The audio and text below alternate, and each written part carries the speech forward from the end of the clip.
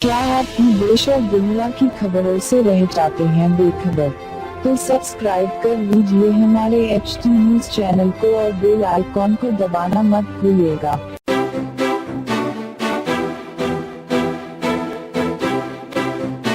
रोमांचक मुकाबले में टीम इंडिया की शानदार जीत। अफगानिस्तान के सपनों पर फिर गया पानी।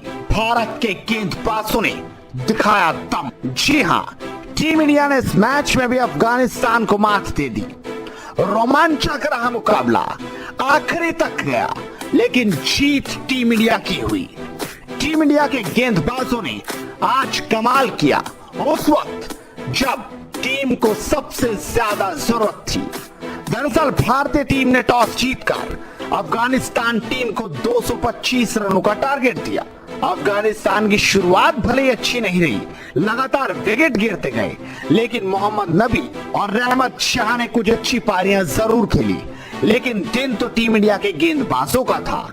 उन्होंने धमाकेदार गेंदबाजी की और आखिर में आते आते रोमांचक मुकाबले में टीम इंडिया को जीत दिला दी। वर्ल्ड कप में शायद इससे बड़ा रोमांच कभी नहीं देखा होगा।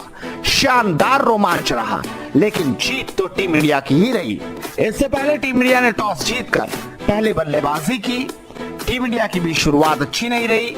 पिछले मैच में शतक लगाने वाले रोहित शर्मा महज 1 रन बना पाए।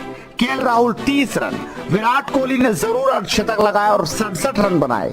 उसके अलावा केदार जाधव ने 52 रनों की पारी खेली। धोनी 28 रन पर आउट हो गए और इस तरीके से टीम इंडिया ने 224 रनों का टारगेट और इस तरह से टीम इंडिया ने 225 रनों का टारगेट अफगानिस्तान के सामने रख दिया।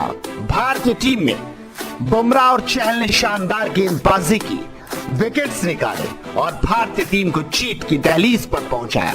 आते आते भारतीय टीम जीत गई और अफगानिस्तान की हार हुई। लेकिन इसमें कोई दो राय नहीं कि अफगानिस्तान की टीम ने भारतीय टीम को बेहद परेशान कर दिया था। भारतीय फैंस टेंशन में आ गए थे। आखिर में जीत भारत की हुई।